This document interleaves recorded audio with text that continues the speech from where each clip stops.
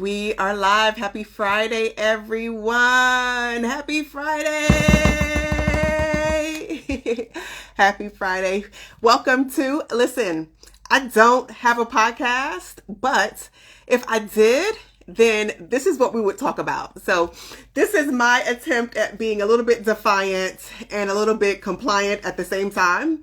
And so the way that I am compliant yet defiant is I'm not into this whole podcasting thing. I don't want a podcast. Lord, I don't want a podcast.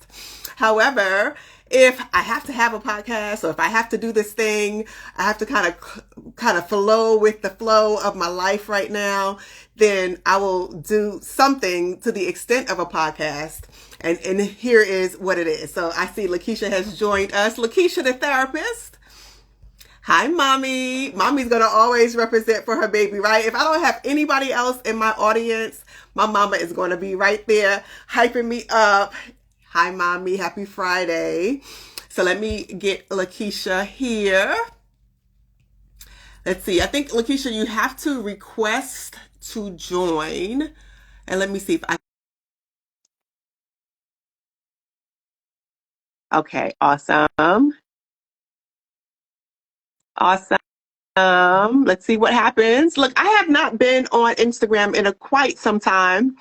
So we're going to flow tonight. We are just going to flow. We're going to see what happens and we're going to flow with it. All right. All right. Let's look. I think I have a request to join. I am trying to approve the request. Let's see what happens.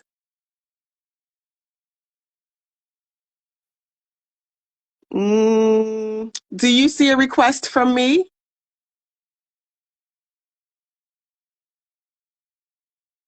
Technical difficulties, you guys. We are trying to figure this all out, or at least I am trying to figure this all out. Let's see what happens.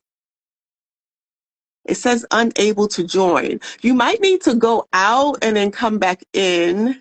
I'm trying to accept your request. It shows that I invited you. It's coming. There you are. Hello. Hello. Hello. I don't see you on the screen. I'm let's see. Do I have to do something else? Let's see. Not do Hi, that. everyone that's coming in. So I don't see you on the screen. I see myself. Usually I haven't done this in a long time, but usually I see myself with the split screen with you. But I don't see. Can you hear me? That. I can hear you. I just can't because see you. I'm like on a split screen, but I don't see you. It's just black on your end. Okay, let's see. Let's try to navigate this. There are no requests. How do I make it a split screen? Let's see. How do we do this? You know what I'm going to do? I'm going to go out and then come back in. Do you mind that, Lakeisha? No, you want me to go out? No, let me see. Go out and then come back in. Let's see what happens if you do that. Let's see. I have to figure out how to go out. Do you know how to go out? Do you know how to go off screen? Oh, X. Duh. Yeah, I'm going to keep it going. Hi, everyone that's coming in. Happy Friday. Happy Friday. We are trying to figure out the technical side of Instagram, and it seems like they change something on Instagram literally every single couple of days. And so because I have not been on in so long, I'm trying to catch up with the catch up, if that makes sense. So we're going to see how this works. I asked Lakeisha to go out and then come back in. She went out. Let's see if we can get her to come back in. And then we'll get going. But in the meantime, happy Friday, everyone. As I was saying earlier, this is my attempt at being compliant, but not being compliant. I don't know if you guys have ever had that experience where you're like, man, I do not want to do a particular thing, but you know that you need to do the particular thing. And so you kick your feet a little bit, but you don't want to kick your feet so much that God is like, look now, let me spank your butt, all right? So this is my attempt at being compliant with that kind of, I know I'm supposed to have a podcast. I know I need to be using my voice because the people on my private page are sick of me at this point. So this is my attempt at compliance, okay? All right, so let's see what happens here. She is back in the room. Let's see. Hello. Hello. Thank you for joining us. Oh, there we are. Yay! Okay, you see me, but I still don't see you. You don't see me? Mm-mm. That is so weird. That is so weird. Well, you know what? Because I can see you. Can you see yourself? I can. Okay. Do you mind just going with it? Let's just hope that on the replay it shows both of us on the split screen because that's what I can see. I can see a split screen now, whereas I Yes, couldn't see and you that know before. what? After I got out, I guess there's a little bit of a delay because once I got out, I can hear our whole conversation and see us on screen. It's so weird. I was telling the people that Instagram updates so often, and I'm trying to catch up with the update. So we're gonna flow. I'm an old lady now. I don't know if are you like up to date on technology? Look, girl, I am not I'm up not to date on up technology. to date, but I'm not claiming the old lady though. I'm an I'm old not young doing that part. lady. I'm an old young lady. All right. I saw you sipping. What are you sipping on? Girl, this is nothing but lemonade. I got your message and I was like, I know I had something in here. Can't find it. Well, I'm in good company because this is a protein green smoothie. Trying to stick with my goals here. So thank you for joining me on tonight. I was telling those that were here while we were trying to get our tech savvy part of our life together is that this is my attempt at trying to be a little bit compliant with the whole you need to be talking and using your voice. And the way that I talk and use my voice is through conversations. And so the thing that I love the most about using my voice and having conversations is simply just girl talk. Like some people like to be really political, and I know that I'm a mental health therapist, I'm a mommy, I'm all the things. But the thing that I love the most is just being myself. And so what my thought is this kind of podcast experiment that I'm on is just an opportunity for me to just be myself. And I invite other people that I know feel free to just be themselves and we can just be ourselves together, laugh and kiki, have a good time, and then call it a night. Is that cool? That's cool. All right, good. So introduce yourself to the people. Well, tell me, what did you say so far as the theme of our conversation is? So I'm You know Lakeisha. what? I will say that. I'm Lakeisha. You already said the most part of it. I'm a therapist. I'm a mom. I'm in this dating world. Divorced, happily dating, I and love that. really a strong advocate for self-care, self-love, and dating healthy. So I love this topic for today. Yes. And so I hadn't mentioned the topic. So let's just kind of talk about what we're going to talk about. How about that? That So sounds good. So it literally is all about girl talk, just us getting together, being ourselves, kikiing a little bit. Hello, kikiing a little bit. But I thought because I know a little bit about your background and I love that you kind of introduced yourself in the way that you did because I know that your thing is love, relationships, dating, which is a hot button topic in this decade, right? And so I think it's always a hot button topic. And so I wanted to invite you on just to kind of talk about your experiences, how you got to where you are. And it's so funny that as I was kind of walking around my house, you know how you walk around your house and you're thinking about what you're going to be doing and talking about and that type of thing. Mm-hmm. I opened this book. I don't know if I opened a book. I opened something and this fell out. Literally. I cannot This, see you. What fell out? What is it? Okay. So those of you who are just listening and Lakeisha who can't see me right now, hello. I'm holding up Lakeisha's book. It is called Every Woman's Little Black Book, Heal, Date, and Thrive. I don't know. I hadn't seen this book in so long. But it just so happened to fall out of somewhere this, like literally, like maybe 2 days ago. And so I was like, Crazy. this is like a sign that we are on the right track, and that we're supposed to be talking about dating and relationships and all that jazz. The topic, the name of today's live is "If Loving You Is Wrong, I Don't Want to Be Right."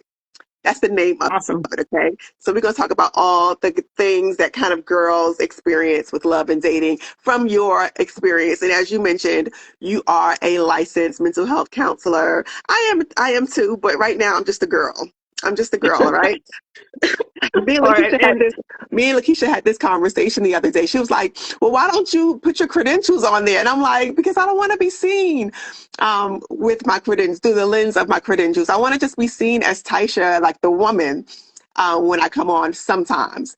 And But you so, know, what? it's so crazy because I have for the longest time, that was my perspective, like never would lead with that. But the reality is that whether I lead with it or not, it comes up. And even when I'm like, no, I'm just me, Yeah, like, this is not therapy talk. We're just having a conversation. Um, Regardless, people will often say, well, no, I can see your therapy. And the reality is part of who I am. I think I was more therapeutic. I was not more, but I was therapeutic before getting licensed because I've only been licensed for going on 12 years. So the majority of my life, it was just me being me. Um, so I don't know. I mean, there's some truth to it though, yeah, to the work. And it is very part of who I am. Like I just come yeah. from that lens and I've accepted that. Yeah, that's and that was actually a part of our conversation. I would say, look, when I open my mouth, people know the deal, right? People know you got a little. First of all, I got a little bit of anointing on your life, and Hmm. you know what you're talking about, right? So I kind of feel like it's just a part of me, and so I don't necessarily lead with it, but I just really just like being myself as well. So let's kind of get this conversation going. Let's talk about this book, Heal, Date, and Thrive. Talk about your evolution as a woman, your evolution as a woman, and in the dating world, and how you came to write this book, Heal, Date, and Thrive. Absolutely. And that's an oldie but goodie, It's an right? oldie Does but not get goodie, old. girly. Yes, it's an oldie but goodie. Oldie but goodie. Well, I guess not that old. I think it was 2018 or 19. But I wrote that book, ironically. I had a breakup, and that breakup really like had me messed up. And I'm not one. What I will say that I do date a ton, right? Because I date on purpose. So I do date with purpose. And if I start to date somebody and it's not meeting the purpose, then we're no longer going to be dating. But years ago, I had this really bad breakup, and it wasn't that bad, but it really hurt me. Like I was crying for like 1 or 2 whole days. Like I was really Not upset, and I days. went through this. Well, Huh? I was thinking you're gonna say weeks and months. You said for two. I was crying for 2 days, girl. And I was like, you got to snap out of this. After 2 days, you're No, like, yeah, you have to snap I out of can't even this. say it. I can't even fret. It wasn't that long, but it was enough where I was like, what? How are you crying over a dude? Yeah. Um, yeah, like I don't know, and it wasn't even somebody who I had been for a really long time.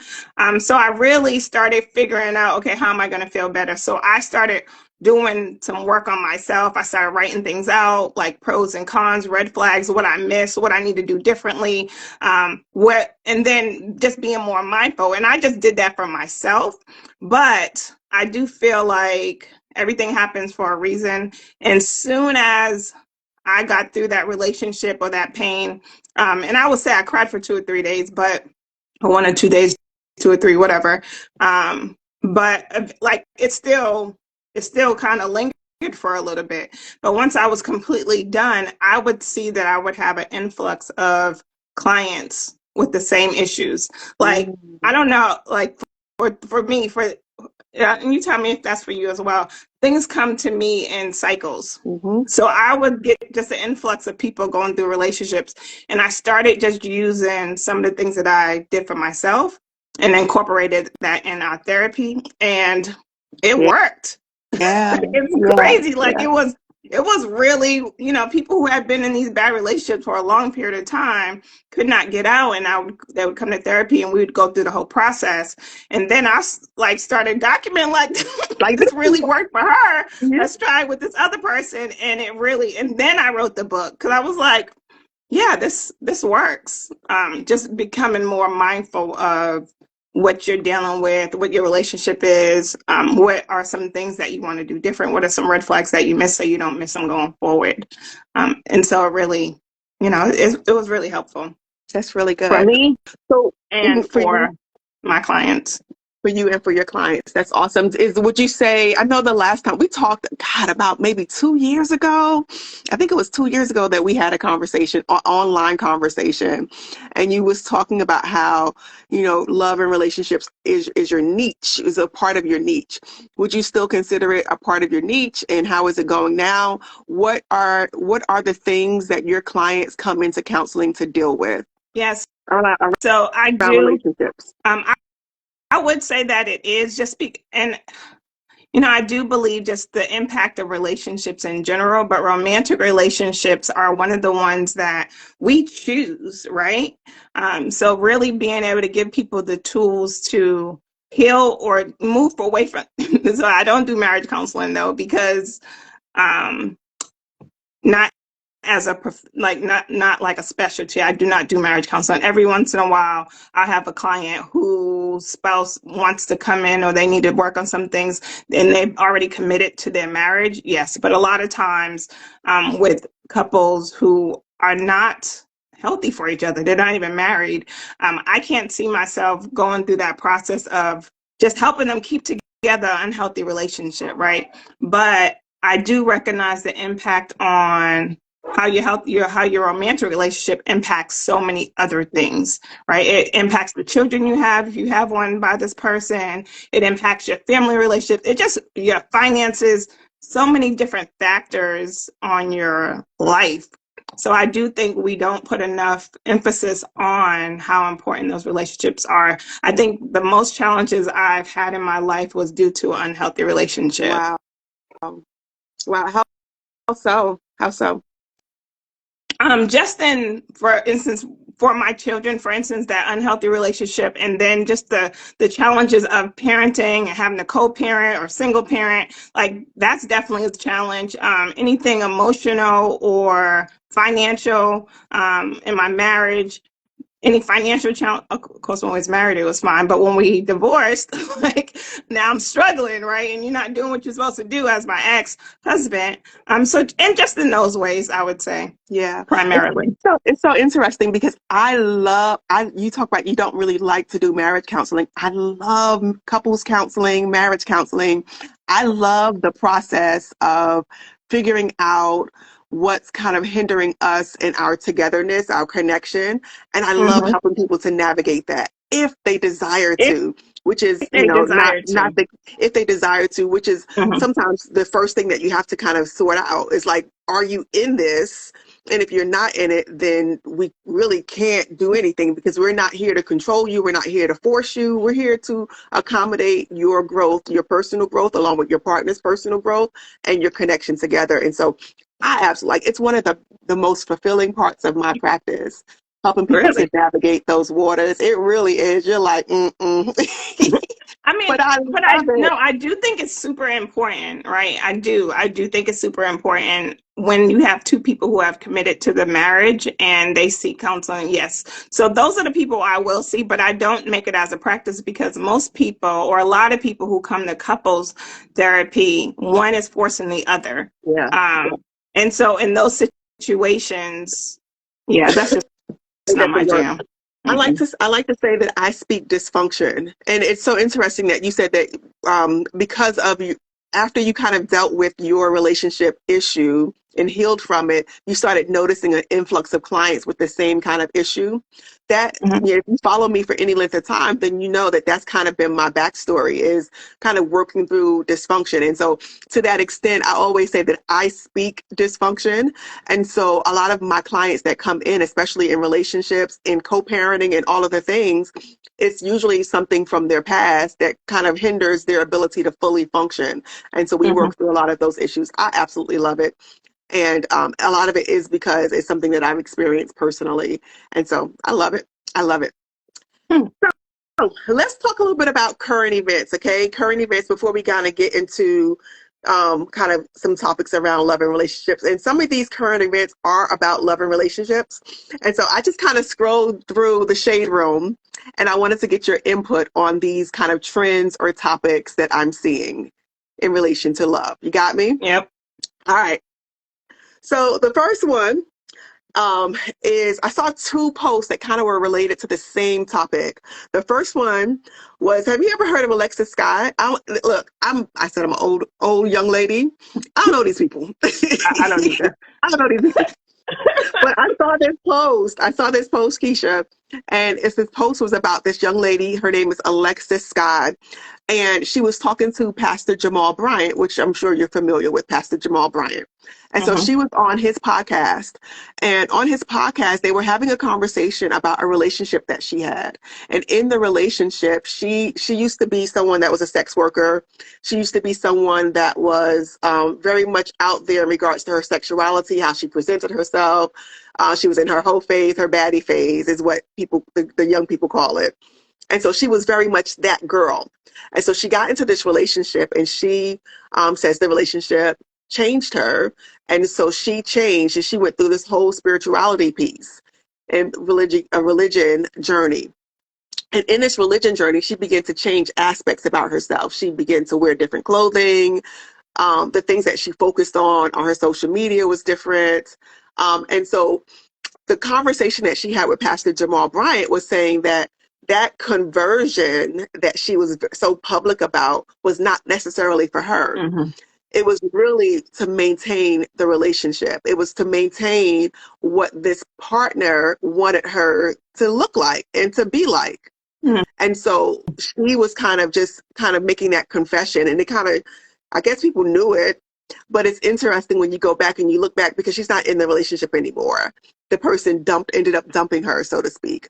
And so when she looks back and she sees how she was pre-conversion and then conversion, and then now she notices the big difference. And I wanted to get your input on that, because the second current event that I saw was the Grammys. I don't know if you watched the Grammys, but Kanye West and his wife, she she was basically naked at the Grammys.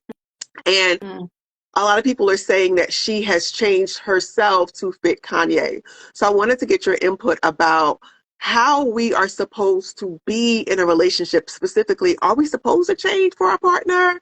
Because I think it's kind of controversial. Hello, good evening. And it's so interesting, the person that just kind of logged in, because this is something that we went through when we were together. But yes, I want to hear your thoughts. When you were together. This person that just logged in. Oh, okay. I can't. This is driving me crazy. I can't see anything. I think it's interesting. I don't know anything about those stories or who Alexis Sky is. But I would say that people do need to adjust, right? To some extent. Yeah. What would that look like, you think? It becomes the things that are not a compromise to who you are as a person. And if you find joy in those things. So for her, I'm guessing for her at the time, she enjoyed a relationship where she didn't need to be. Why would she need to be in her whole phase if she's in a relationship that she enjoys? Well, so for her to make those adjustments prior to the relationship. It was prior to. Oh, she made the adjustments before meeting him. No. So she was in her phase, and then she entered the relationship. So he knew who she was.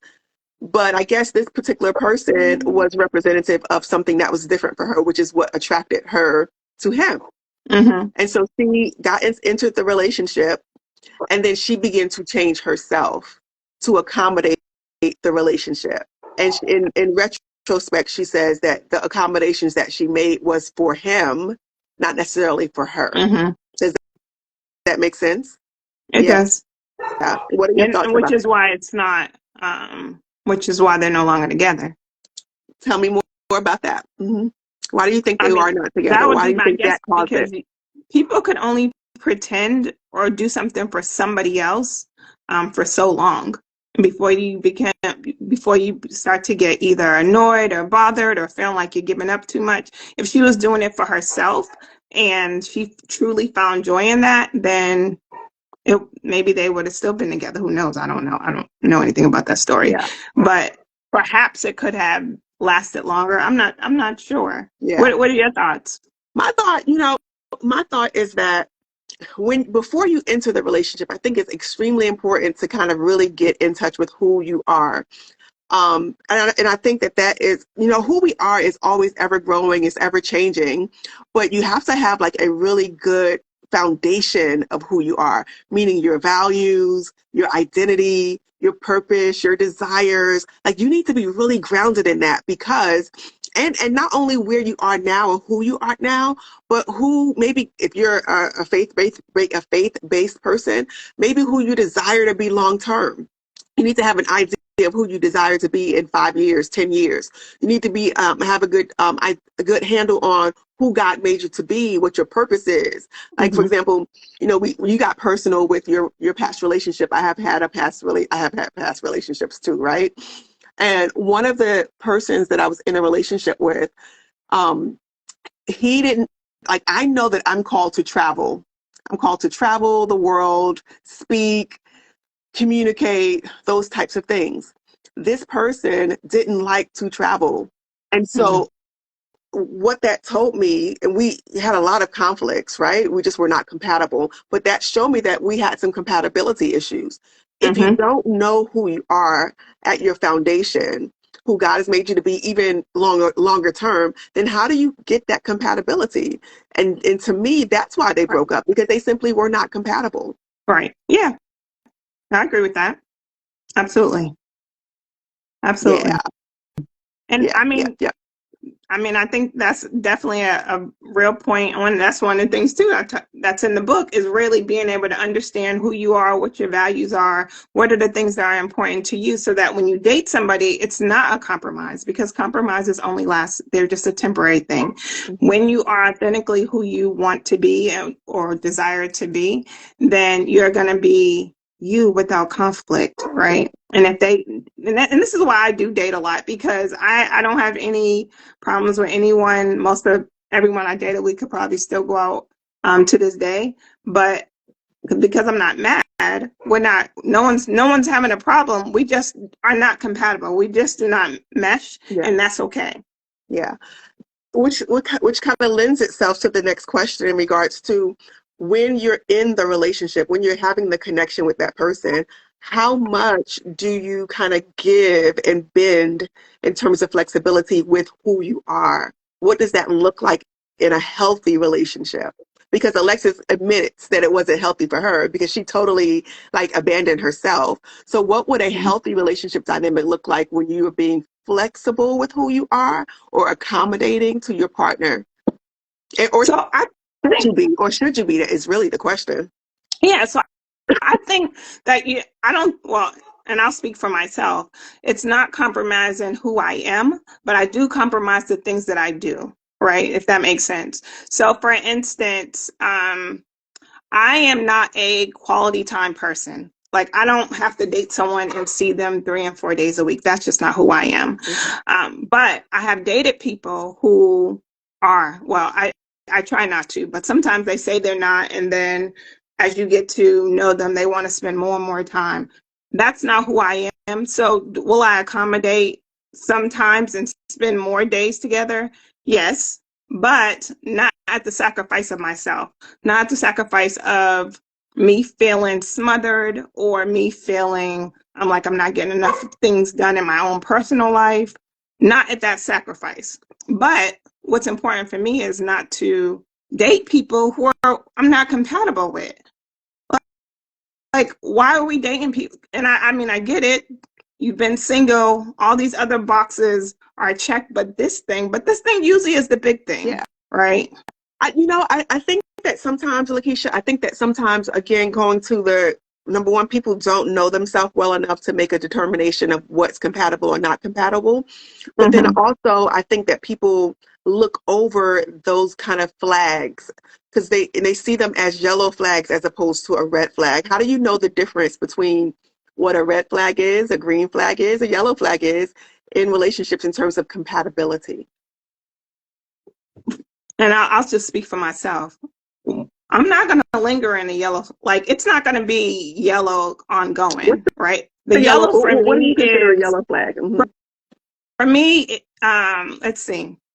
I consider a yellow flag being the things that are temporary or things that I'm trying to figure out, right? So is this a red flag, or if it's red? Like, I'm not staying at yellow long term. I'm just trying to determine if this is something that I can deal with, if that makes sense. Yeah. I don't think people should compromise themselves, but it's okay to compromise your time. Does that make sense? Like, some of your time. Like, I'm not a big, sounded kind of crazy. I'm not a big cook anymore. Like, it was a time, husband, I cook every day and, food be on the table and blah, blah, blah. I'm not that person anymore. So I don't want to date someone who expects me to cook 5 days out the week, because I don't want to. I can eat salad 3 days out the week. I mean, if you want to eat salad, then we can eat salad together. But for me, yellow, if it stays yellow too long, is really a red flag that we trying to ignore. Yeah. There was this saying that I seen, like, people drink water all the time, and nobody says, if I just put a drop of poison, no one's still drinking that water. You're just like, this is bad. I'm not drinking none of it, right? Mm-hmm. But in relationships, we're just like, oh, I know this is bad, but we just keep the bad with the good. Yeah. I don't get it. Yeah. What are your thoughts? So my thought is, it's very important this is one of the things that I work a lot with the people that I work with, is noticing yourself. No, because I believe and I teach that a part of our internal navigation system are our feelings, our emotions, right? Mm-hmm. Our emotions and our feelings are like guides or triggers to let you know that something is not right, or something is wrong, right? Something is right or wrong. And so what I've noticed is that people are very much disconnected from themselves. And because we are so disconnected from ourselves, we don't get their internal navigation system that says, okay, it's time to exit. Mm-hmm. Or we get it, but we override it because we are so desperate or craving the connection. We're craving it. So we overlook a thing when our internal navigation system is saying go left or go right. Mm-hmm. And so to that point, I think that a part of this whole dating healthily is being really not just knowing yourself, but being attuned to your emotional state so that you can know when that navigation system is telling you, or some people call it your intuition. Absolutely. So being in tune with the intuition, your navigation system, so that you can know which direction to go, and then trusting it, and then trusting that you can navigate your life based on what your intuition, your discernment tells you that you need to do. Right. And I do definitely do a check-in whenever, and this is just not just relationships, but with friends or potential friends, or I always do a check-in on how do I feel after leaving that person's space. Yes. If we leave each other and I'm just like feeling anxious or overwhelmed or just uncomfortable, I've gotten past the point of trying to figure out why I feel uncomfortable, right? Just being able to, the fact that I feel uncomfortable, sometimes I'll say, okay, so I felt uncomfortable. This didn't feel, it's a little, I will try one more time. I'll see if it's, maybe we had an off day, or maybe, my emotions are high or whatever. And I'll, we can see each other again. Again, this is not just dating relationships, just people in general. Yeah. But if I am around you and my spirit or my energy or the way I feel when we leave each other, I'm not going to keep on putting myself in that situation. Yeah. I'm just not. Like, I need to be, and it goes back to, like, to your check-ins, I need to be at a space where I feel comfortable and confident and at peace. Yeah. And if I am with people who don't make me feel that way, who don't contribute, I feel that way. So here's the thing. I feel that way already, initially, coming in. I feel confident, I feel happy, I feel at peace. But anyone who comes in and disrupts that, that's the thing that we have to be mindful of, because I think sometimes we have this loyalty or this commitment to relationships and they're not healthy for us. but we stay in them because of we're supposed to, or, and I really don't care if it's family or friends or whoever it is, right? It is Yeah. really being okay with not being okay and giving yourself space Yeah, absolutely. I love that. unapologetically. Unapologetic. So, I'm going to push back a little bit. I agree with you. I agree with you. And I think, it's so funny. I think we had this dialogue the last time that we talked. I agree with you. And also because I am the dysfunction queen in regards to helping people to navigate dysfunction in their relationship. I tend to believe that our cutoff game is also not excusing what you just said, but and also I think that sometimes our cutoff game is too strong when it comes to connections. I think that sometimes we have to mature enough to be able to know when, number one, to stay and work through a connection or relationship, and then know when to say, okay, this is enough. Are you I've talking about marriage or pre-marriage? I'm talking about relationships, female and male relationship, romantic relationships, non-romantic relationships, marriages, all of it. I think that our cutoff game, I think this is a cutoff game generation, and I get so sick of it. Well, I think it's I get sick of healthy. So yeah, I know, that's a big difference. we're different in I that. think being able to remove people or have unhealthy, because all relationships are not unhealthy. Like, why would you purposely put yourself in a situation? And we're not talking about someone got upset and we're just leaving. I'm talking about at your core, when you are around somebody, they are taking your energy, they're making you feel less confident, they are causing you to question or doubt yourself. Why would anyone want to do that on purpose? What are we practicing for? So, We're gonna fight so through them making you feel better? yeah. So here's my No, thought on it. I ain't doing So that. so my thought on that is that absolutely, absolutely. However, my first thing would be, well, did you have a conversation with that person? Did you Well, express to them that, look, when I sense my energy, someone said energy vampires. I sense my energy when I'm leaving you, I'm feeling down. This is what I would like to be different. Okay. So my whole thing is have a conversation first, give that person an opportunity to repair, to fix, course correct, and then if that does not work, then by all means exit. What I'm saying is that in our cutoff game generation, that's not happening in my experience. People are just cutting people off carte blanche, like, oh, you can't get right, but you never have the conversation. oh no, And so my thing is, I agree yeah, with that. my I do think thing that is, people, like, you do my need to talk about it. yeah, my thing is in order to grow because I believe that relationships are intended to help you grow and develop as a person. If you never allow yourself to grow and develop to mature enough to have healthy dialogue about what you think, what you feel, what you need, your boundaries, all of those things, then how do you grow as a person? And there's this saying that I love that says, everywhere you go, there you are.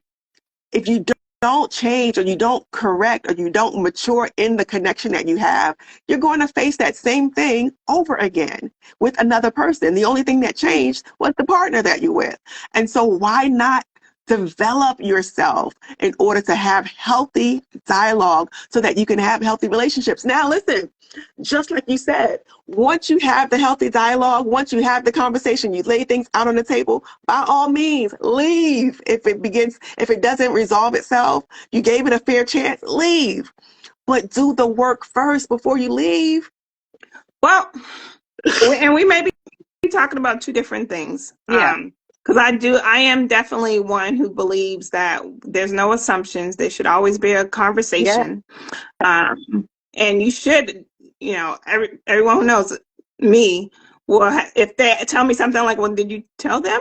Like, how do you know if they can fix it? How do you know because I definitely, I think in my, my marriage, I remember when we broke up and when we decided to split, and and then we, had this conversation one-on-one, about the whole divorce and where we're gonna go, blah blah blah. And I was like, so what was some of your concerns? And I will tell you, I never heard any of those concerns he had. I was like, what? And that is what I come across. Like, I come across people that was like, okay, well, what's the problem? I really don't even know. Like, we are not having conversation. This is a Yeah. problem. It's a Yeah. problem. I'm definitely not talking about that because and I'm very verbal because of that. And that was, I guess, what, 25 years Yeah. ago, when I had a divorce, plus maybe a little bit more. But since then, I am a big communicator. Like, you do have to communicate. No, don't get me wrong. I'm definitely not saying, oh, you feel an energy and then you're not talking no more. No, you do have a conversation. You do communicate your needs. But if someone is not able to meet your needs, if someone is not able to express things in the way that you need them to be expressed or in a way that makes you feel valued, that just might not be your person. Yeah. Well, So you want let to me force ask you this. somebody to do something they don't have the ability to do. Yes. So this is what I like to look at when I am counseling couples and relationship stuff, right? I like to look at a person's capacity and their willingness. So you can have willingness, but not have capacity or skills. Like, skills and capacity, easy.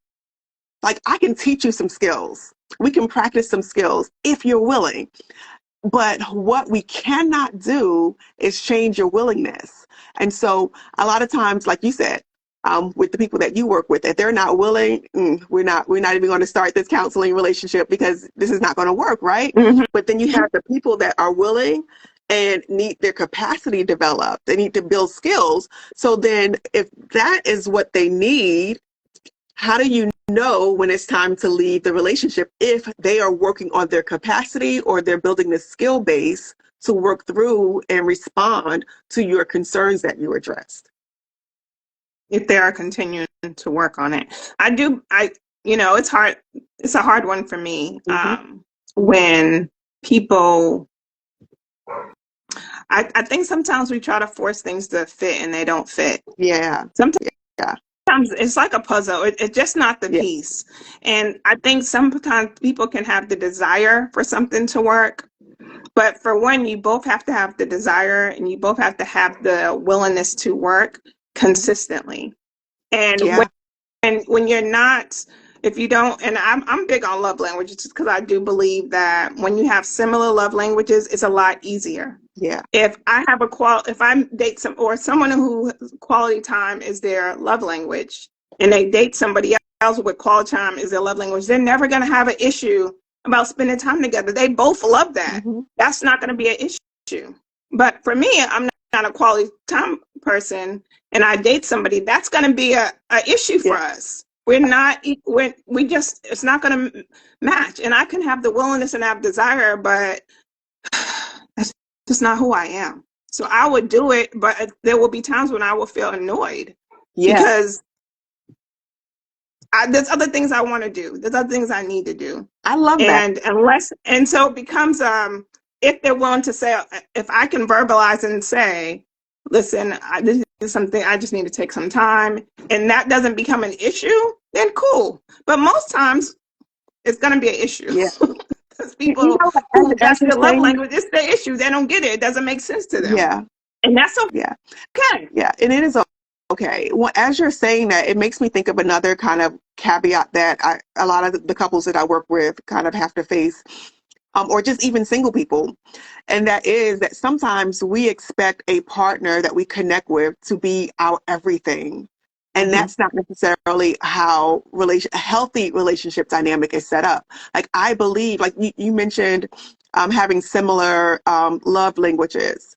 Like, I don't think that you have to have a similar love language or the same love language in order to be in a healthy dynamic in your relationship. Like, I think that sometimes we have to be okay with having connections outside of our person, our partner, and that's okay too. Meaning, look, I love quality time. I'm going to get quality time with you. But also, you're not the only person that can give me quality time. So my love tank is not just being filled by you. I am open to God, universe, creator, however you term it, to fill my love bank with multiple resources, not just you.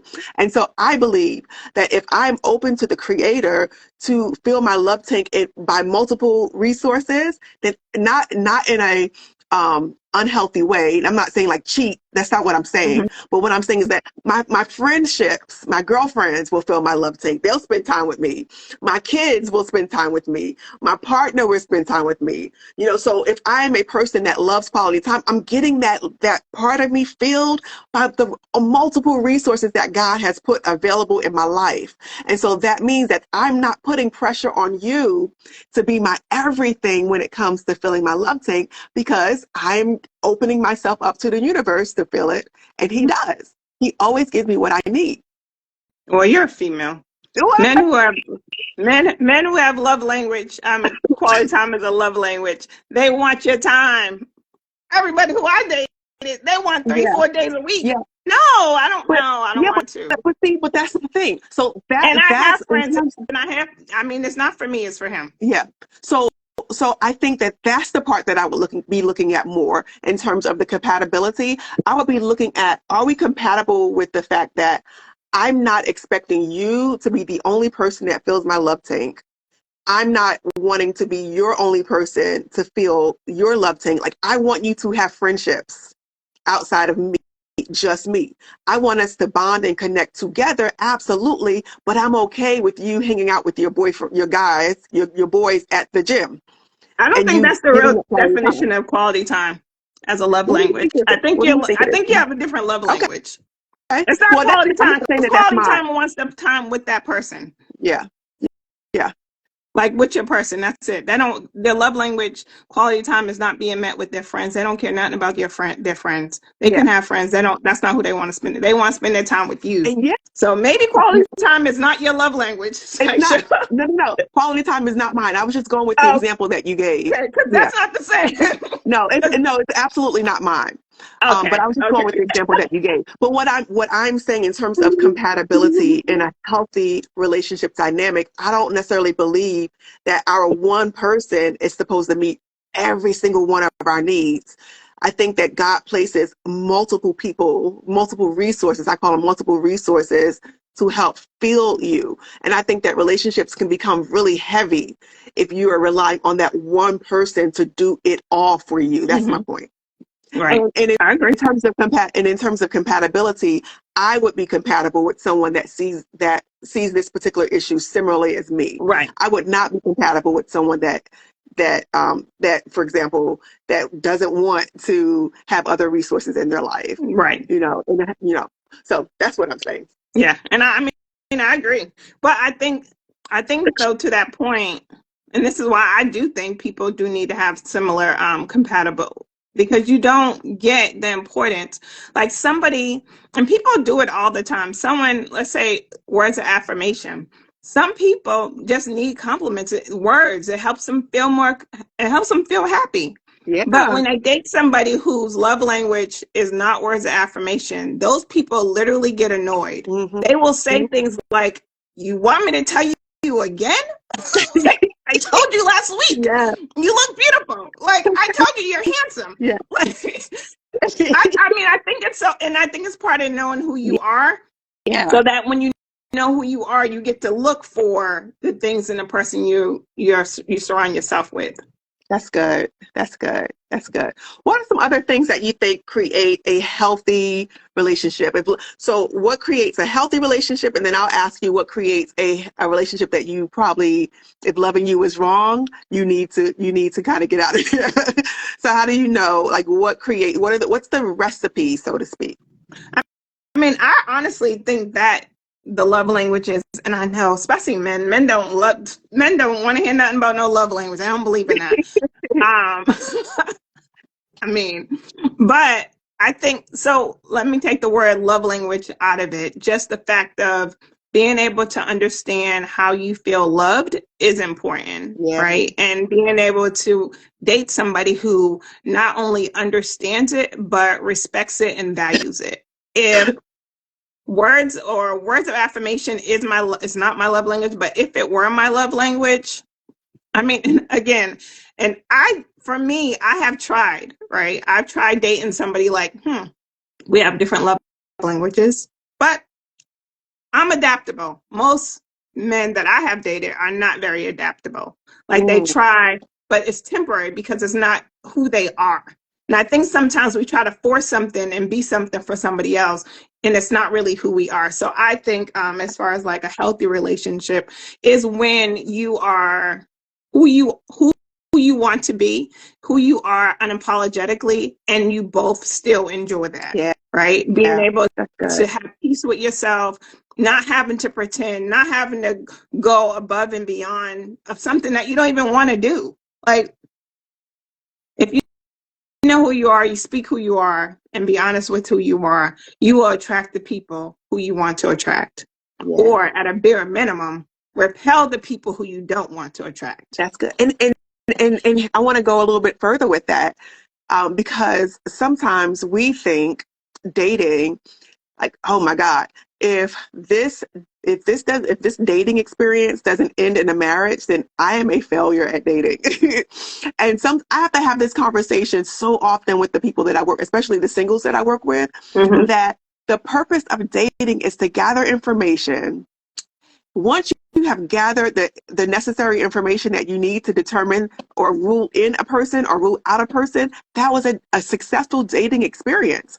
And also, if you have ruled a person out or they have ruled you out, that doesn't mean that you're a failure. Right. It just means that you open yourself up to have the person that you need in your life. Mm-hmm. And I think that for a lot of us, you know, that thought of, God, we kind of think that something is wrong with us if we're not married or coupled. And so this whole process of dating feels like rejection for a lot of my singles. And sometimes me, to be honest, it feels like rejection. It feels like that because I think in society, we are taught that if we are not coupled, partnered, then something is wrong with you. So speak to that. I'm going to be honest. That I do hear people say that, but that is like foreign to me because I don't. It's funny. This guy I've dated for a very short period of time. And then he didn't call me. And so then, like, he didn't call me for maybe a day or two. And then he messages me and he's like, it's not you. And I'm like, I know it's not me. Like, what? What? I know. Why would you even think that it's me? Sir, what? I just think we're not compatible, and that's okay. It is a gift. It is a gift to not be it's like to be able to see that you're not compatible with someone is a gift, and we have to be able to see it as such, as opposed to seeing all the negative connotations that society kind of hurls at us on a regular basis. So I love that you were able to kind of sort that through for yourself. I mean, my favorite motto is God don't play about me. Yeah. Right. So there are times that I have dated and, you know, a lot of glitz and glamour on the side, you know, lots of nice restaurants and fancy things to do. And, you know, and there will be parts of me that knows like, this thing over here. But me, I'm like, but, you know, I'm still navigating. Do I compromise on this thing because of all these other wonderful, you know, we have great conversations. We laugh, not just monetary, but we have great conversations. We laugh. But these other things are questions. And those are times where I'm just like, that's to me is the yellow. I'm in the middle. I'm still trying to debate. But then sometimes God will just remove them from me. And I was like, thank you. Make this easy for me. You know, I will tell you with my with one of my exes years ago, 17 years ago, I feel like there was definitely times when God was like, go the opposite direction. Mm-hmm. And I was like, let's just see. And he repeatedly, because I am in my human mind, I'm weighing out all the pros and the cons. Like, I can deal with those cons. But what God has shown me is that the things that he is trying to keep me from, I'm not going to see them. I see them later because I stayed in the situation and it got really, not the relationship didn't get bad, but God just showed me a lot of stuff about that person. And the worst mistake of my life, to be honest. Yeah. And from that, I learned when God speaks, I listen. whether that's he speaks to me in a dream or in my head, or I just have that gut. I don't try to convince, I don't try to force anything, because I know that that discomfort, that uneasy, is not me being human, or not me being too picky, or not me being too, as you mentioned, like the quitting or whatever. I always consider that to be God. And I am very obedient with that. And I have not, he has never steered me wrong. I do not have one relationship that I regret not keeping. That's and so I have good. a lot. Yeah, that's good. So what I think I hear you saying is again, going back to trusting your gut instinct, that if you feel any kind of way in here, that is your sign to make a choice in either one direction. Right. And it's not Trusting your like ability I to do feel it that. today, we're done tomorrow. Right. I'm not saying that, but I very much use my book. Right. Still, I very much, like, after something, if I feel a little bit of discomfort, I do go back and I still write in my book. You know, in the back of the book, it says your dating journey. It's your dating journey, journal rather. And I do say, this is where this is what we did. I started feeling discomfort at this point of the date, or this is something that he said made me feel uncomfortable. And I just keep a note of it. And then I move on. I'm not making a decision after one day. Yeah. But I do move on. And if it's something I feel like we need to talk about, I will bring it up. But I'm also okay with, I only need one person. And honestly, I really am okay by myself. Yeah. Dating is not a bad thing for me. I enjoy dating. I have fun dating. I really do meet some really great guys, honestly. They're just not my forever person, and that's okay. Yeah. And that's okay. I love what you just said. I don't think that we talk enough about this part of dating. And the part of dating that I don't think that we talk much about is the reflection part that comes after a dating experience. And I see that comment. I'm going to get to it. But I do believe that after every dating experience, we do have to, like during the dating experience, and if the dating experience were to end, we do need to go back and reflect on it so that we can kind of tease out the jewels of the experience. And I think if we were to do that more often, then we wouldn't feel so heavy in the dating experience. Sometimes dating can be heavy. We wouldn't feel so heavy, and we wouldn't feel, some of the things that we feel. So thank you for offering it. That was a really, really great jewel. I wanted to ask you this question in regards to dating. Let me read this question first. It says, I was love struck earlier in my life. So when I got married with children, I thought this was me as a man and taking care of my wife and family. That's good. I was love struck earlier in my life. So when I got married with children, I thought this was me as a man taking care of my wife and my family. What else you got to add to that? Yeah. I want to hear more about that. So let's talk a little bit about, by the way. Your cousin? Okay. Awesome. In regards to dating, I don't know if you've seen, like, on my timeline, like this little show pops up where they pop balloons, like red balloons. What do you think about, you've seen that? I've seen it a few times. I've never seen a whole episode. I would love to see a whole episode. I just see like little clips, but I would love for you to weigh in on the choosing. Like, how do you choose the person? Because these women and these men on this show, it seems to be really, really superficially chosen connections. What do you think about that? What should we be looking at in regards to choosing? So I actually like the show. I do go through sometimes when I'll sit and watch a few episodes, or I'll kind of skim through a few. I find it very entertaining. But a couple of people have gotten married from that show. I think there's this couple that I follow. They actually end up getting married, and a few couples. So I think some of the questions are more physical, but a lot of them too are like, as far as spirituality, or some of them I think really ask really good questions. I like the show. That's why I much catch the clips that are like so out of bounds, because every time I see it, it's like, I'm not picking you because you didn't have on the right shoe. So I'm like, this is where we I don't think come and dating. anything's wrong with that though. If fashion's important to you and the person you, It is. I mean, I think people get to choose their dating based on how they Yeah. choose to. Because, for instance, I use myself as an example. I've definitely dated, and then wasn't comfortable with their attire, but I was like, whatever, it's just clothes. But then you embarrassed when we go. I'm embarrassed. I don't want to go to a place where there's a lot of people I know because I'm embarrassed. That's a good Like, point. I mean, you make a good point. You make a good point. what's your choosing categories? Because I do have a list. Don't get me wrong. I do have a list Yeah. of things that are important to me. But more than anything, it's the energy that I have and how I feel after we stop talking or when we get off the phone or when we depart from each other. Yeah. That is really a big ruler for me. And not the first conversation, but I give it a 2, 3. Sometimes it's just one. Sometimes I know after one conversation, yeah, this didn't do. Yeah.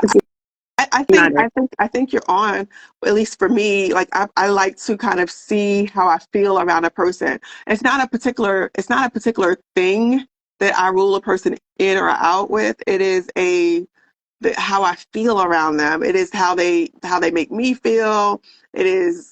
It's just I'm just looking for a particular type of safety connection with them, but it's not a particular. I couldn't say that you need to do this and this and this and this in order for me to feel Right. safe, in order for me to like. But it's literally just a sensation that I get. Right. Yeah. 100% agree. Yeah. And Yeah. sometimes you can get that over the phone, but it's nothing like being in someone's presence. And I've definitely have dated where I really just wanted to breathe their breath. Yeah. Like, I just Wow. had, like, it was such a, I just want, give me some of your breath, give me some of your ear, right? Like, I have definitely felt that. And that to me is like what marriage is like. That's how Yeah. it should be. Like, you should experience this. I just want to be in your presence because our energy is just powerful like that. Yeah. I love that. Let's talk a But little bit again, about. talk about my speed dating event. Speaking Oh, of good. meeting in person. We'll talk about that at the end. Okay. Um, I want you to talk a little bit about, like, when we talked on the when we communicated prior to this conversation. I wanted to make sure that we touched on self-love and self-care in dating.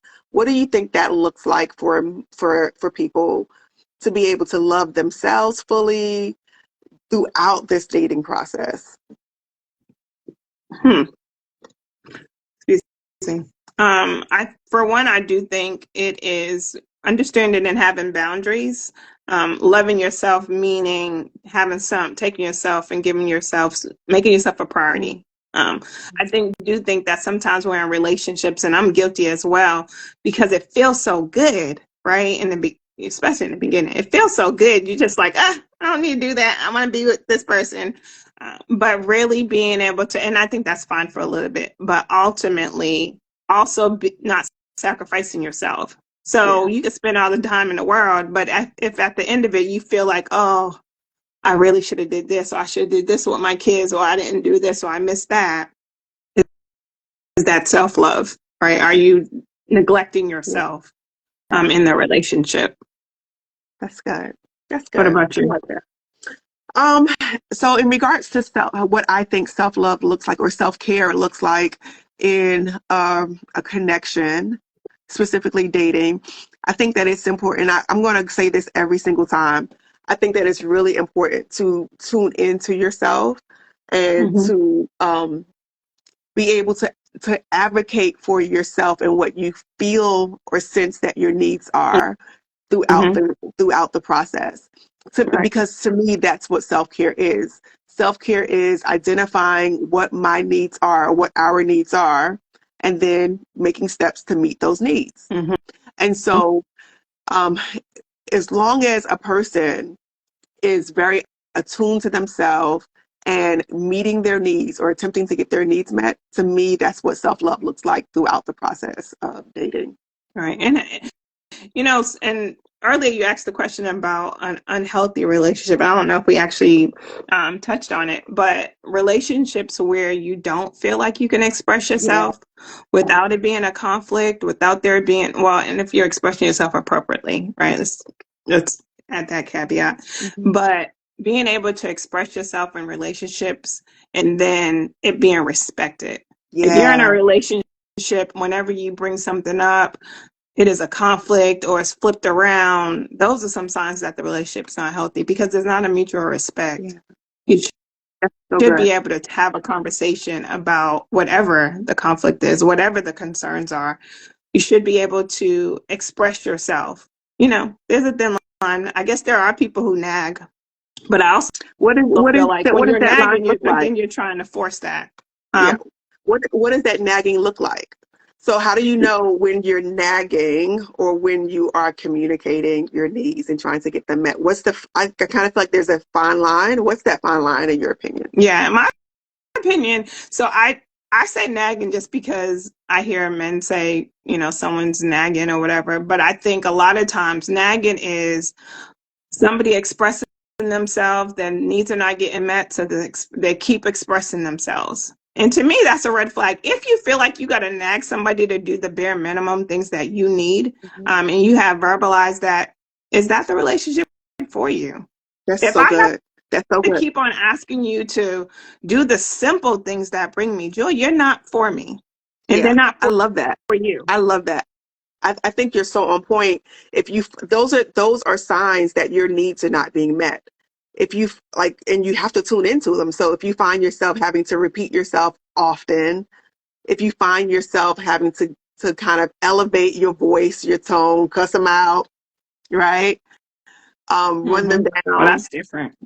But I don't know those are about that signs. part. That part, that's something else going on. But Well, I I believe in want a to hear your very, perspective. huh? I want to hear your perspective, but I want to. So, what my point was is that to me, when a person is doing those things, that means that they're not feeling heard. To your point, they're not feeling Mm-hmm. heard. So, if that is constantly happening, then in order to love yourself, you have to choose you. You have to choose Mm-hmm. you. Yeah. But I do want to hear your point that you wanted to make about the yelling and raising your voice. Well, I mean, I do believe in respectful relationships and respectful communication, right? So it's not something that I ever do. If I get to a point where I feel like I have to raise my voice, that is my indicator that I need to leave. But that's not who I am, right? I'm not someone who curses or yells. And if I feel like, and if I feel like I need to raise my voice, then that is my indication that it's time to go. Yeah. Because someone who respects me, respects, I mean, I'm gonna do the same thing for the person who I'm with. I'm gonna respect them. I'm going to listen to them. I'm not gonna disregard how they feel about something. We can agree to disagree without being disrespectful for each other. And if you can very easily disrespect me, that's not the person who God has for me. Yeah. I'll say that.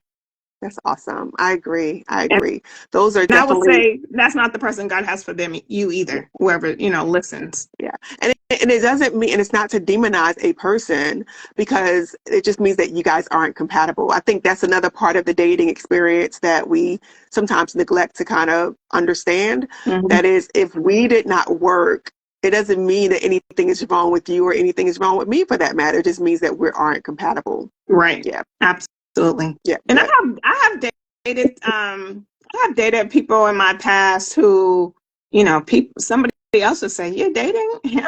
Like he be yelling and cussing. He ain't never yelled and cussed at me. Hmm. Like ever, because I do believe that when a man values you, he is respectful to you. Yeah. I mean, Yeah. he's not going to do all the yelling. In the moment that you feel like you need to yell and curse at me, you have let me know that you do not respect me. Yeah, that's good. Speaking of, it's so interesting. That was one of the current events that I found. There was this post about a particular, I don't know these people, but it was a particular post about a young lady. She made this comment on her Instagram page saying, and I wrote it down. It said that um, what did she say? Can y'all stop trying to tell me what to do with my own life, please? And so I thought that was really interesting. And there's a couple, a really kind of public couple. And I was like, wanting to hold my sign up, like, girl, run, because of the patterns that this person has exhibited. So I want you to kind of touch on that part of it, because sometimes when you're dating, other people will experience a person a particular way, and there'll be multiple people who have experienced a person a particular way. In my opinion, this is my opinion. If it walks like a duck, you've heard that saying, if it walks like a duck, quacks like a duck, it's a duck. Mm-hmm. However, I think I heard you say something a little bit different. So talk to me about your thoughts about other people weighing in on your dating experiences, your dating life, and kind of, because a part of dating is asking questions, kind of knowing that person's past, right? Mm-hmm. If they have a particular past, does that rule them out for you? It doesn't rule it out for me. Okay. It doesn't. Okay. Not because of what somebody did in their past. Yeah. Now, does it bring more awareness to me? Yeah. So if somebody was somebody who, like, I guess there is a man who couldn't keep a job, right? But when we started dating, he has a good job. Now, he don't let him not work. Then I'm like, oh, what's going, I'm putting the dots together. I'm checking on it. But I don't think, now it depends. Now, if you was just punching someone in the face last week, that's different. Yeah. But I think people do have the ability to change if they want to. And I do think that sometimes certain people, I'm sorry, my phone just beeped. Make sure it's not my child. Nope. I do think that, it depends. But I think that people, as individuals, we are accountable to ourselves, and we are responsible for keeping our eyes wide open. I do think that sometimes people get in relationships that are super unhealthy and they have blinders on. Yeah. And people can see it a mile away. I see it all the time in my sessions, right? I will be talking with someone and they'll tell me a situation about, I could see all day long. But, in therapy, we're definitely not telling people what to do but I definitely can see it, right? But I do believe that it's sometimes people, it is, if you walk like a duck, you're a duck. But I think it is so tricky. I think it is so tricky. But I also think that a part of life and loving people is seeing them or witnessing them sometimes make really horrible decisions for themselves, and you can't do anything about it because it is their life journey. Yeah. And sometimes when people are on their life journey, sometimes the thing that is wrong for them is the thing that teaches them a new level of whatever they need, right? In life to grow and develop. And I believe that relationships, connections is what God uses to grow us up and to teach us lessons and help us to practice life, right? And so, but it is the hardest thing to see someone and you're like, want to shake them, but they have to learn their life lesson, because if they just listen to you, they're not going to grow, they're not going to develop, they're going to blame you, all of those things, and that's not fair to them in their journey as well. Right. And so I often will ask the question, and like even with my girls as they navigate dating, and with friends, is how do you feel about that? Yeah. Right? Helping people become more mindful of how they feel. I'm never going to tell you stop dating somebody. I'm never going to say you should leave that person alone. I just want you to be mindful of if you are okay with how that made you feel, if you are okay with the circumstances that you are now in, and if you are aware of because I think sometimes people think best case scenario in these relationships, but they never think worst case scenario. And the worst case scenario is often way worse than you ever thought it could be.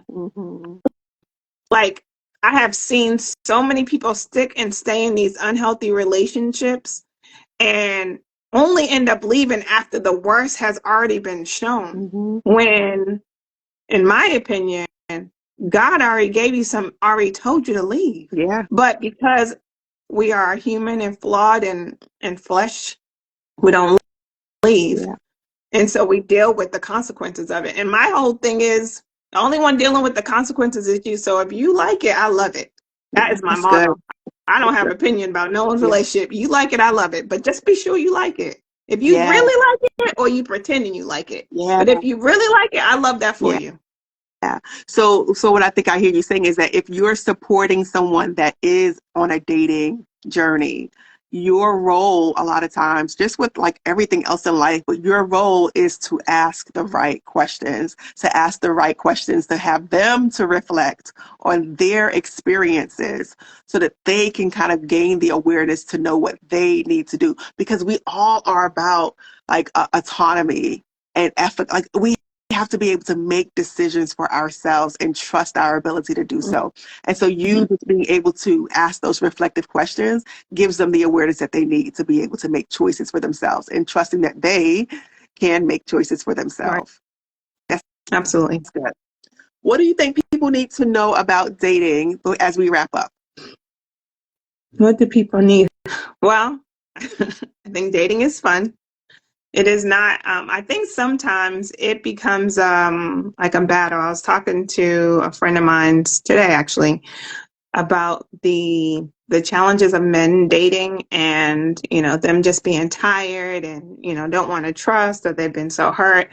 Women, I think we, you know, it's like Timex. We take a lick and keep on ticking. We pain, what? Okay, we go on to the next one. But I think a lot of times with men, because it is sometimes harder for them to be vulnerable once they have been vulnerable, it is a little bit, it's hard for them to do it again, based on these conversations I have with men frequently.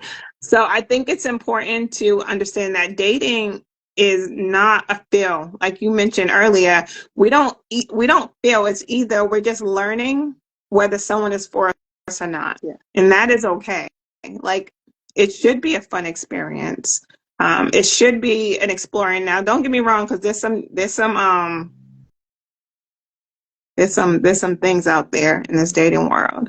However, if you go through that part of it and actually connect with somebody, it's important to enjoy the process while also learning, while also paying attention, while also asking questions. I think we don't ask enough questions in relationships. I mean, I've gone on too many or have had too many first conversations where a man will say, no one's ever asked me that before. And I'm like, what? Like, Right. how Like are people not why? asking questions? Like, I want to know. I need to know. I need to make an informed decision sooner rather than later because I can't just give up my time to anybody. I really can't because I don't have that much time anyways. So for one, I think it's important to realize that dating should be a fun experience and it's not a failure. And understanding who you are and who you would like to be and what type of relationship you want to be in and being unapologetic about it. Like people sometimes say, you know, women want to ask about marriage too quick. So what? That's not your person. If they are, if you want to ask about if they plan to get married and they have a problem with that, they are not your person. Because I've had too many men ask me if I want to be married in the first two conversations. So if it is your person, be okay with asking questions because you'll wean them out and then you won't get hurt. You just have fun, learn, explore. I guess that's it. Awesome. Those are some really, really amazing jewels. Would you tell the people about the events that you have coming up and how they can find you? Yes, I will. Yes. All three people, y'all. How y'all doing? we gonna get better with these lives. Yeah, but I would say listen, so. I do have two events started. I'm just now starting back, so I think it's going to take some time for my audience to develop again. Remember, we talked about doing a podcast together. I remember. We do have some opposing thoughts. I think it would make for entertainment. Yes, even though we're both therapists, we still have opposing thoughts. We're not the same. Right. I know. So it might be interesting. Oh, yeah. So my two events coming up. I have two events. One is a singles mixer, which is speed dating as well. So it's intentional dating, intimate atmosphere, and not one of those single mixers where there's going to be 30 women and 2 guys. It is balanced, so we're only accepting a certain amount of women and a certain amount of men. As the men increase, because men are, y'all a little bit slower to respond. Yeah. I don't know. My guy friend said it's because dudes don't want to waste their time. But and I posted today, you will 100% of the time miss the shot that you never throw. So That's a really good point. My nephew was a product of a speed dating, so it worked. Oh wow. Oh yeah. wow. Yeah, they had a long relationship for a while. Wow. So there's the speed dating event. I encourage people to sign up and attend Valentine's Day at 7:00, 7 to 10, and singles mixer. And it's going to be fun. You're going to have food. Are you going to have food? There's the question. There's going to be refreshments. There's going to be drinks. Not going to be, I would normally have a big thing, but it will be refreshments though. And sometimes people are like, these are refreshments? Oh, okay. It seems like a meal, but there will be refreshments and some juice or punch or whatever, and some things to purchase if those who want to get alcohol. And it's going to be structured. It's going to have very clear. Oh, and the wonderful thing about the speed dating, I think one of the things that happen with dating, we meet, we talk, and then we're like, I wonder how that went.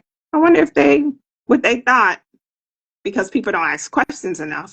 But we're taking that out of it, because you will have a scorecard. You will be able to indicate who are the people who you would like to follow up with. We will take the cards. We will, if there's a match, we will share your information. So there's no pressure on the day. No one's going to get their feelings hurt. You just come, mingle, have a good time.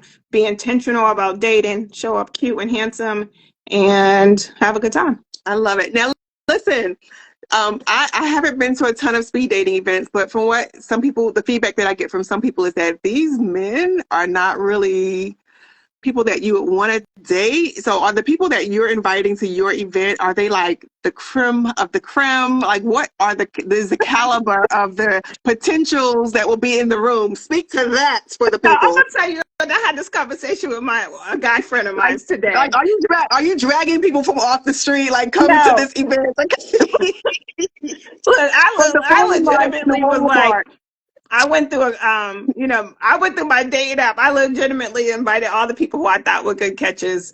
I am inviting people who I think are great people. Of course, I don't know everybody, right? So some people are just people who seen us online and bought a ticket. So I don't know everybody, but the atmosphere is set for, and I think the tone of the event is professional, financially stable, eligible, intentional people. So far I see pretty ladies and a couple of fellas that's on there. My goal is to get more fellas. I think we're about to sell out for the females, but the guys we still got tickets for the men. So I need y'all to join. My friend said to me today, what are the ladies gonna look like? When we get there, we don't like none of them. I'm like, listen, y'all all single. We single. Show up. You don't know what's gonna be there. You go in there with good intentions. You'll find what you need to find. That sounds like a lot of fun. So you have the speed dating event, and I think you have one more event that you're hosting right now. Yeah, it's my Galantine event, which is my annual event for ladies celebrating self-love, self-confidence, and all the things womanhood. So that's going to be actually the next day, which is the 15th. And that's a brunch. So there will be food there, sit down, meal, brunch. You have a busy weekend ahead of you. Yeah, I do. The busy week, because I'm all about decor and ambiance. So yeah. Can you speak to the facility, the Healing is Power Center that you have established? I'm so proud of you. Yeah. So all these events are hosted at the Healing is Power Center, which is my center, which is a co-working space slash wellness center, mental and emotional wellness center, where we are intentional about mental health, and we work with entrepreneurs to help to get them a business address, and we do workshops about business. We are intentional about building communities. This is also why I did these other two events, because community connection is so important to our mental health and wellness. And so the center is all about all things wellness, all things mental health, all things wholeness. And so we do have multiple events. Actually, somebody's hosting an event tomorrow, which is a vision board party tomorrow. And then people just use the space. And again, it's all about health and wellness. And yes, I own that space, which is, I'm really proud of. It's pretty cool. And so people That is can schedule a amazing. tour. That's amazing. How would they schedule a tour? How would they find the tickets to the Galentine event or the speed dating event? Where do they go to connect with you? Absolutely. So I have a website, the Healing is Power Center. Again, that's the healingispowercenter.com. And so our events are there. You can schedule a tour there. You can just learn what we're about on that website as well. And then we also have a list of different providers, whether it be therapy, psych, nurses, yoga, herbalists. We have different providers. So our goal is to let that be a central place for all things healing. So, yeah, the Healing is Power Center. I say the healing because I guess my accent sometimes still kicks in, but that makes sense, right? The Healing is Power Center. The THE Healing is PowerCenter.com. .com. And where can they find you on Instagram, Facebook, your social media? Yeah, Instagram, Lakeisha the Therapist.